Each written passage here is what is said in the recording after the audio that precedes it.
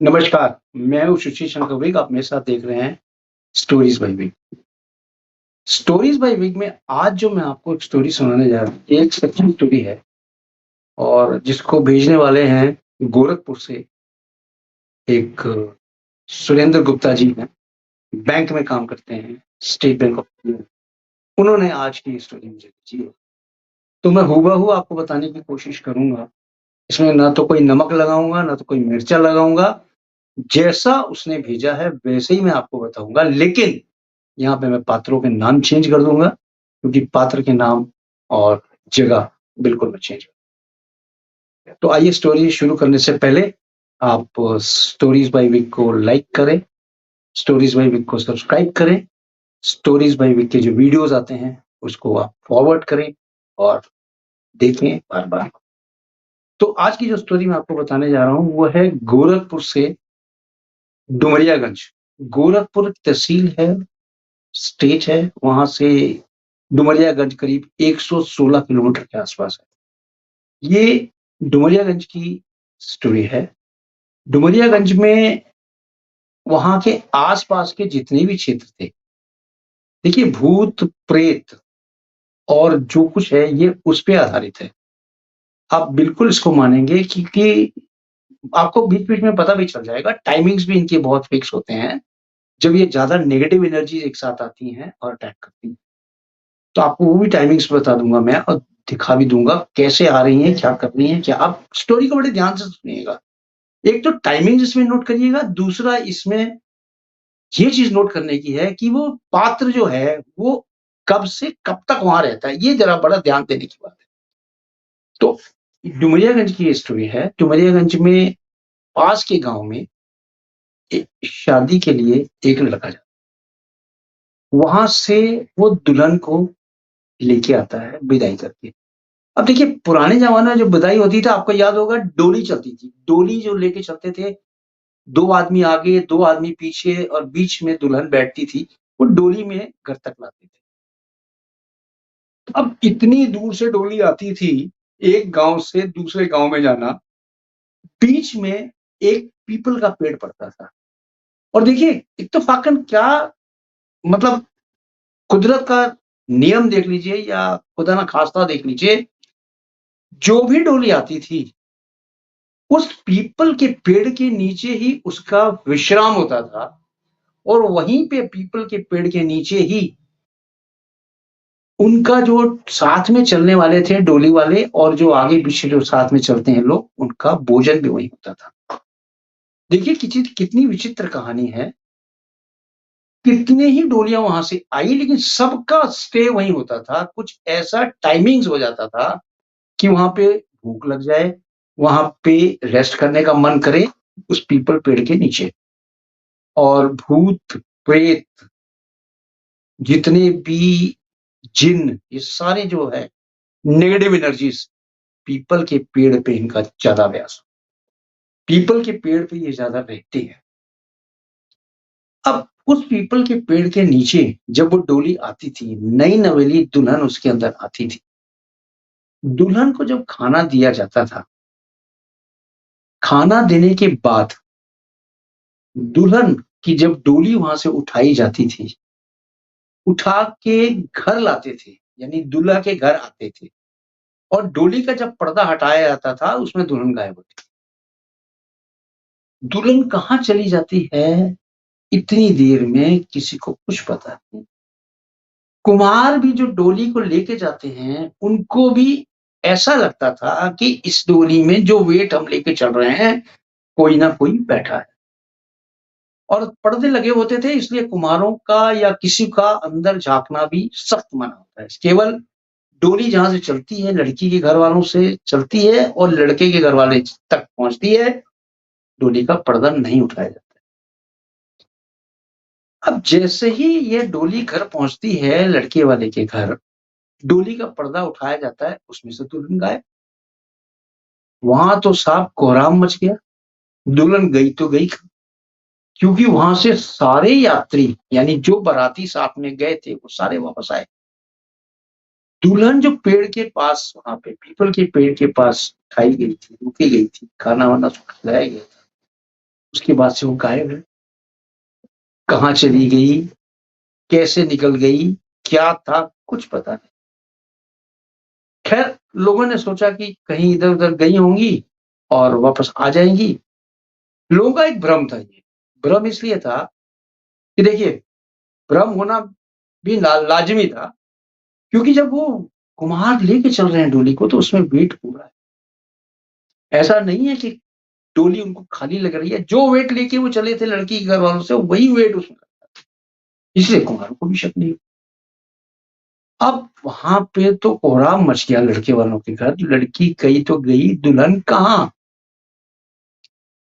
काफ़ी देर खोजने के बाद जब इनको कुछ नहीं पता चला, तो पास के थाने में जाके इन्होंने रिपोर्ट करवाई, एफआईआर करवाई। थानेदार ने वहाँ पे डिटेल्स लिख ली और लिखने के बाद उसने बोला कि आप जाएँ, हम तहकीकात करेंगे। आप हमें एक आदमी भेज दें हमारे साथ, कहाँ से आप चले थे और कहाँ आए थे, क्या-क्या था सिचुएशन वो बता दें। वहाँ पे एक इंसान जो था, काफ़ी एक्टिव लग रहा था, जिसका नाम था शत्रु। वो शत्रु ने बोला कि ठीक है सर, मैं आपके साथ चलता हूँ और मैं आपको बताऊँगा कहाँ से कहाँ तक आए, कहाँ रुके, उसके बाद क्या हुआ, क्या नहीं। शत्रु जो था, वो पुलिस वालों के साथ गया लड़की वालों के घर, जहाँ से डोली चली थी, और जैसे-जैसे लेके आ रहे थे, वो बता रहा था यहाँ-यहाँ आए, हम लोग ऐसे-ऐसे आए।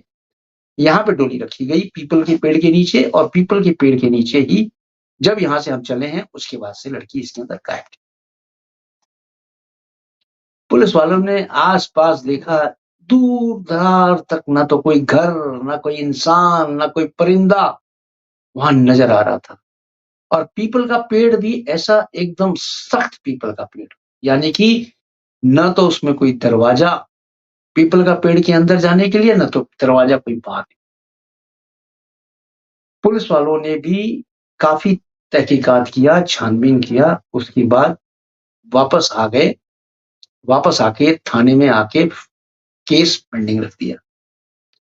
लोग पता करने लगे, लोग हो सकता है कि वो कहीं गई हों, आ जाएँगी, मतलब लड़की वालों के घर चली जाएगी, वापस चली जाएगी, घर नहीं मिलेगा, तो मतलब ऑल सॉर्ट ऑफ एक प्रयास करने लगे लोग, प्रयास कर रहे थे।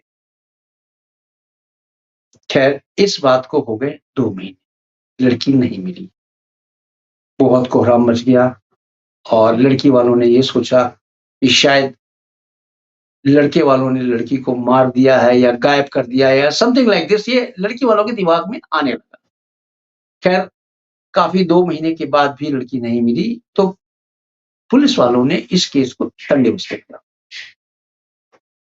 अब देखिए इत्तेफ़ाकन क्या होता है, उसी गाँव से 2 महीने के बाद या 1.5 महीने के बाद, मान लीजिए 2 महीने के बाद, एक वहाँ से वापस बारात जाती है किसी दूसरे गाँव। रास्ता वही है आने का, दूसरे गाँव में जाती है, वहाँ में शादी होती है, वहाँ से शादी करके उस लड़की की डोली विदाई होती है, और वापस वो विदाई जो होती है डोली की, वो वापस आके उसी पेड़ के नीचे, पीपल के पेड़ के नीचे ही रुकते हैं, खाना खाते हैं, कुम्हार लोग रेस्ट करते हैं, फिर वहाँ से वो चलते हैं। यानी कि लड़के के घर डोली लेके वापस। यहाँ भी वही प्रक्रिया होती है। जब यहाँ से डोली लेके चलते हैं कुम्हार लोग, वापस डोली में पूरा वेट, और घर जाके जब देखा जाता है तो दुल्हन गायब। अब वापस वो लोग जाके बताते हैं, थाने में रिपोर्ट लिखाते हैं। अब पुलिस वाले जो थे वहाँ पे, एसएचओ तो हो गया था चेंज, नया एक कोई आया हुआ था एसएचओ, उसने कहा भई लिख लो इसकी रिपोर्ट और देखते हैं क्या होता है। फिर वो रिपोर्ट लिखने के बाद वापस वही प्रक्रिया। गाँव में गए, लड़की वालों के यहाँ से देखा कहाँ से चली थी बारात, कहाँ आई, क्या है, कहाँ स्टे किया, कुछ नहीं पता चला। जब ये 2 लड़कियाँ नई नवेली दुल्हन गायब हो गईं, गाँव में तो एक तरह से मातम सा छा गया, और लोगों को ये लगने लगा कि शायद किसी देवी-देवता का प्रकोप इस गाँव पे हो गया है, जो कि बाहर गाँव की लड़कियाँ इस गाँव में आ ही नहीं पा रही हैं, और शादी करने के बाद वो गायब। वहां पे जो लोग थे बड़े सीधे साधे थे और उन्होंने ये सोचा कि शायद देवी देवता का कोई प्रकोप हो, क्योंकि सबसे पहले वहां के लोग या कोई भी हो पॉजिटिव सोचता है, नेगेटिव सोचने की तो बात ही नहीं थी। पॉजिटिव उन्होंने सोचा कि हो सकता है देवी देवता का कोई प्रकोप हो, हम लोगों ने कोई गलती की हो जिसकी वजह से वो लड़कियां नहीं आ रही हैं, तो हम इनसे माफी मांगते हैं, अपने देवता से या देवता से या जो हमारे जो कुल देवता हैं हम माफी मांगते हैं और कोई गलती हो उसे क्षमा मांगते हैं, फिर अपन आगे बढ़ते हैं। वहां का जो सरपंच था उस गांव का, डुमरियागंज का, उसने एक सभा बुलाई, सब लोग वहां पे आए, देवी की वहां आराधना की गई, देवी को बुलाया गया, देवी आवाज आई, उन्होंने भोग को चखा और भोग चख के चली गई। जबकि सब लोगों ने उनसे माफी भी मांगी, कोई गलती हो तो मुझे माफ कर देना, देवी ने कुछ नहीं बोला, वो भोग लगा के चली। ठीक 15 दिन के बाद वापस एक लड़के की शादी किसी दूसरे गांव में फिक्स हो गई। वहां से वो लड़की वापस लेके आना था, सेम प्रक्रिया, डोली में आती है और आती। अब जो उस गांव का मुखिया था, यानी कि जो सरपंच था उस गांव का, डुमरियागंज का, उसने एक तरकीब निकाली कि भाई अब उस पीपल के पेड़ के नीचे नहीं रुकेंगे, थोड़ा सा हम आगे आके रुकेंगे या पीछे रुक जाएंगे, क्योंकि इस पीपल के पेड़ के नीचे ही कुछ गड़बड़ हो रहा है, कुछ तो गड़बड़। अब लोगों ने सरपंच की बात मान ली, लेकिन अब देखिए सरपंच भी उसके साथ, डोली के साथ आ रहा था, लेकिन पता नहीं क्या सरपंच के दिमाग में आया, वो थोड़ा सा आगे पीछे हुआ और डोली वापस आके उसी पीपल के पेड़ के नीचे रुक गई। वहां पे लोगों ने खाना खाया, आराम किया, मस्ती से झूमे नाचे, फिर वहां से डोली उठी और चल पड़े। अब डोली उठी चल पड़े तो इतनी देर में वहां पे कौन आते हैं, जो सरपंच जी थे वो पहुंच जाते हैं। वो कह रहे थे कि मैंने आपको बोला था यहाँ डोली नहीं रोकने का, पीछे रोकने का, आपने यहाँ क्यों रोकी? वो कुम्हारों को डांट रहे थे। कुम्हारों ने बोला भाई हमको कोई इंस्ट्रक्शन नहीं था, हमें किसी ने हिदायत नहीं दी थी, ये जगह जो है मध्य में पड़ती है, इसलिए हम लोग आधे रास्ते में आके आराम करते हैं, क्योंकि डोली को कंधे पे ले जाने का मतलब होता है बहुत थक जाते हैं हम लोग और पैदल जाना पड़ता है। खैर कहा सुनी ना करके सरपंच भी ये बात मान गए। उन्होंने बोला कि ठीक है अभी डोली आप नीचे रखो, हम वापस इस डोली को उठाएंगे। अब लोगों ने वहां दूल्हे को बुलाया, दूल्हे को बुला के बोला कि इसके अंदर देखो कि आपकी दुल्हन है कि नहीं है, क्योंकि दूल्हा ही देख सकता था उस पर्दे को उठा के, और कोई नहीं देख सकता था, या दूल्हे के माँ बाप देख सकते नहीं, दूल्हे के माँ देख सकती थी, बाप नहीं देख सकता। दूल्हे और दूल्हे की माँ दोनों ने जब पर्दा उठाया दोनों तरफ से, ये होचक्का बुचक्का रह गए, वहां पे दुल्हन गायब थी। उस डोली के अंदर से दुल्हन गायब थी, कहां चली गई कुछ पता नहीं था। अब तो वहां पे कोरान समझ गया और ये होने लगा कि कुछ तो गड़बड़ है इस पीपल के पेड़ के आसपास, जो कि यहां से नई नवेली दुल्हन गायब हुई। अब इस कहानी को थोड़ा सा मैं ट्विस्ट करता हूं। कहानी बेसिकली एक लव मैरिज की है। एक लड़का दूसरे गांव का और एक लड़की दूसरे गांव की। लड़के की जाति ऊंची और लड़की की जाति थोड़ी सी नीचे, यानी उन दोनों में प्यार हो जाता है और ये वहां पे लव मैरिज करके अपने घर वालों को किसी तरह से कन्विंस करके शादी कराने के फिराक में थे। लड़के वालों के घर वाले तो मानते नहीं थे, लड़की वालों के घर वाले भी नहीं मानते थे, लेकिन किसी तरह से लड़के के घर वाले मान गए और लड़की के घर वाले डिमांड हो गए, नहीं हम नीच जाति के हैं, थोड़ा नीचे जाति के हैं, हम आपकी शादी वहां नहीं करवा सकते, न करेंगे। लड़की ने आओ देखा ना ताओ देखा, वो सीधा अपने गाँव से निकली और एक उसने प्रण कर लिया था, ना मैं ज़िंदा रहूँगी, ना ये सारा काम चलेगा।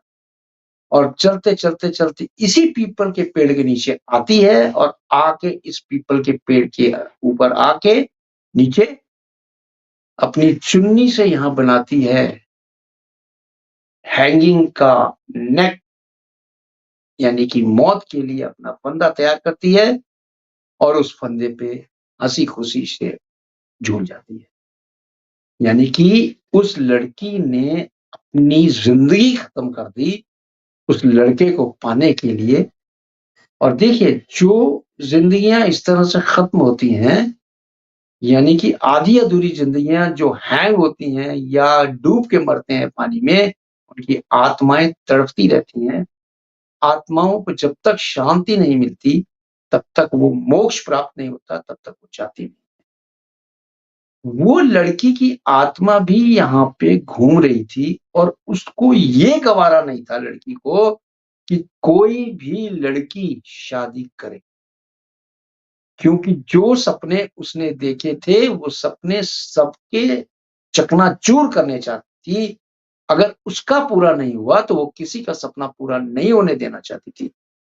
इसीलिए वो आत्मा जो थी, उस पेड़ पे वास करती थी और कोई ना कोई कारण बन ही जाता था। उस पीपल के पेड़ के नीचे डोली रुकती थी और वो लड़की वहाँ से ऊपर से आत्मा जो थी, वो उतरती थी और लड़की की आत्मा के साथ मिलके उस लड़की को वहां से ले जाती थी और शरीर रूपी आत्मा और शरीर रूपी और लड़की को भी ले जाती थी और अपना भी वो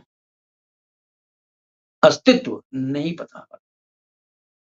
यानी कि वो एक तरह से दुष्ट आत्मा बन चुकी थी। अब दुष्ट आत्मा जो थी लड़की को वहां से गायब करती थी और बड़े ही प्यार से दूसरी तरफ से उसने जो पीपल का पेड़ था, उस पीपल के पेड़ के नीचे इतना बड़ा तहखाना बना रखा था कि उस तहखाने के अंदर लड़की को फेंक देती थी और लड़की की आवाज भी नहीं निकलती थी, न चूँ, न चै, न पैं, उसके अंदर डाल देती थी। और वहां पे इतना सफोकेशन होता था, इतना सफोकेशन होता था, वहां पे लड़कियां मर जाती थी खाने पीने के बगैर, डर के मारे इसी तरह का डेथ हो जाता। अब जो वहां पे लोग थे, उन लोगों को ये कहानी बिल्कुल पता नहीं थी, लेकिन एक बुजुर्ग था जिसको वहां की ये कहानी पता थी। उसने बोला, हाँ ऐसा हुआ था आज से करीब 20 साल पहले, 25 साल पहले। तो वहां पे इस तरह की वारदातें अक्सर हुआ करती हैं। इस पेड़ के नीचे बीच में तो बंद हो गई थी, लेकिन अब वापस चालू हो गई हैं। यहाँ पे हमें अगर पीपल की रक्षा करनी है और हमें अपनी भी रक्षा करनी है, तो यहाँ पे तंत्र विद्या, मंत्र विद्या से यहाँ से उस भूत प्रेत आत्मा को भगाना पड़ेगा। नहीं तो यहाँ पे कोई भी जीवित दुल्हन इस पेड़ को पार करके पीपल के पेड़ को नहीं जा सकती। ऐसा उनका वहां मानना हो गया। वहां से सरपंच कई बड़े-बड़े हस्तियां मिले और वहां से लोगों को बुला के लेके आए। तंत्र विद्या के माहिर, मंत्र विद्या के माहिर और सब लोगों को बुला के लाए, जो कि आत्माओं को पक्ष में करते हैं, मोक्ष दिलवाते हैं। वो आए वहां पे, उन्होंने बहुत सारी वहां पे पूजा की, अर्चना की और धीरे-धीरे वो वहां से आत्मा चली गई। जब आत्मा चली गई, तो भी लोगों को विश्वास नहीं हो रहा था। अब जब भी वहां से डोली गुजरे, तो पीपल के पेड़ के नीचे अगर वो डोली रुकती थी, तो एक तरफ लड़की की माँ और दूसरी तरफ लड़के की माँ खड़ी होके बार-बार उस डोली के अंदर पर्दा उठा के देखती थी कि क्या दुल्हन है या नहीं। इसी तरह से कई दिनों तक ये राज चलता रहा। देखिए, दुष्ट आत्मा हो गई थी वो लड़की, जिसने ऐसी तो 2 ज़िंदगियाँ मैंने आपको बताई, कई ज़िंदगियाँ उसने बर्बाद की। और दुष्ट आत्मा जब अपने पे आ जाती है, तो अपना बदला लेने के लिए वो किसी भी स्तर तक जा सकती है। इसीलिए कहते हैं भूत, प्रेत, डायन, ब्लैक मैजिक ये सब है। आप विश्वास करें, इसीलिए आपको मैं ये कहानी बताता हूँ ताकि आप सतर्क रहें और होशियार रहें। क्योंकि भूत, प्रेत जो हैं, ये असल में होते हैं। नेगेटिव एनर्जीज़ होती हैं। आपके आस-पास भी नेगेटिव एनर्जी होती हैं। आपने भी कभी देखा होगा, आप अगर किसी इंसान से बात करते हैं, तो आपको 2 तरह के वाइब्स आते हैं। एक तो गुड वाइब्स आती हैं, दूसरा बैड वाइब्स आती हैं। और आदमी की बातचीत से 10-15 मिनट के अंदर ही वो वाइब्स आपको पता चल जाती हैं कि ये आदमी ठीक है कि नहीं है, ये औरत ठीक है कि नहीं है। इस तरह से आप वहाँ से जल्दी से पल्ला छुड़ा के भागने की कोशिश भी करते हो। तो ये जो है नेगेटिव एनर्जीज़ जो है, आपके आस-पास चौबीसों घंटा रहती है। अब आपको इस नेगेटिव एनर्जी से भी दूर रहना है। किसी भी प्रकार का कोई भी कष्ट आए, मैं बार-बार एपिसोड में बोलता हूँ कि हनुमान चालीसा आप याद करें, हनुमान चालीसा को अपने साथ रखें और उसके श्लोक पढ़ें, तो भूत-प्रेत निकट नहीं आए। ये सारे कुछ भूत-प्रेत हैं, हनुमान जी अपने कब्ज़े में कर लेते हैं और उसको फिर छोड़ते नहीं। तो आज की कहानी आपको कैसी लगी? ज़रूर बताइएगा। सबसे बड़ी इसमें विडंबना तो ये है कि आज तक उस पीपल के पेड़ की पूजा होती है और फिर उसी तरह से डोलियाँ आती हैं, डोलियाँ वहाँ रुकती हैं और फिर वहाँ से जाती हैं। लेकिन इस कांड के बाद वहाँ पे कोई ऐसा गलत चीज़ या गलत हरकत नहीं हुई। क्यों? क्योंकि वहाँ पे आत्मा जो थी, वो दुष्ट आत्मा जो लड़की की थी, वो वहाँ से चली गई। बाँध के तांत्रिक लोग ले गए और वापस नहीं आई। आपको मैं एक चीज़ और भी बता देता हूँ कि देखिए, कभी भी आप बाहर, घर के बाहर खेतों में जो है शू-शू ना करें। क्यों? क्योंकि जब शू-शू करते हैं आप, हो सकता है उस ज़मीन के नीचे कोई आत्मा हो और उसको अगर कष्ट होगा तो वो आपके शरीर में प्रवेश करे। और बाहर जितने लोग लघु शंकाएँ करते हैं, उसमें से कुछ ही ऐसे हैं जो कि इस तरह के शिकार हो जाते हैं। क्योंकि नेगेटिव एनर्जीज़ जो हैं, वो बाहर की तरफ होती हैं और जब आप उन पे मल-मूत्र अपना त्यागते हैं, उनको बुरा लगता है, वो बदला लेने के लिए आपके शरीर में आते हैं और आपको फिर कहीं का नहीं छोड़ते। इसलिए आप कभी भी बाहर मल-मूत्र ना त्यागें। अगर बहुत ज़्यादा ही आपको त्यागना है, तो जहाँ पे ये बने हुए हैं, पुत्रालय बने हुए हैं और वहाँ पे जाके आप मूत्र करें, ताकि आपकी ज़िंदगी सेफ रहे। क्योंकि इंसान जो रूपी है, वो इंसान रूपी बहुत देर में मिलता है और नेगेटिव एनर्जीज़ इस इंसान को जीने नहीं देती। क्योंकि ये ऐसी आत्माएँ होती हैं, ये चारों तरफ से आपको परेशान करती हैं और जब नेगेटिव एनर्जीज़ आपके एक बार घर में आ जाती है, तो आर्थिक परेशानी होती है, उसके बाद मेंटल परेशानी होती है, तीसरा आपको कहीं का नहीं रखते ये, चौथा आपकी हर चीज़ों पे ये निगाह रखते हैं और आपको, अगर आप लखपति हैं, तो ज़मीनपति बनाने में ये देर नहीं लगती। क्यों? क्योंकि पैसे भी वो इतनी जल्दी ही खर्च करा देते हैं, जितनी जल्दी ये आपको देते हैं। यानी किसी भी भूत-प्रेत पे या जिन्न पे ज़्यादा विश्वास ना करें। और इस तरह से एक चीज़ और मैं आपको बता देता हूँ, ये चीज़ गाँठ लीजिएगा।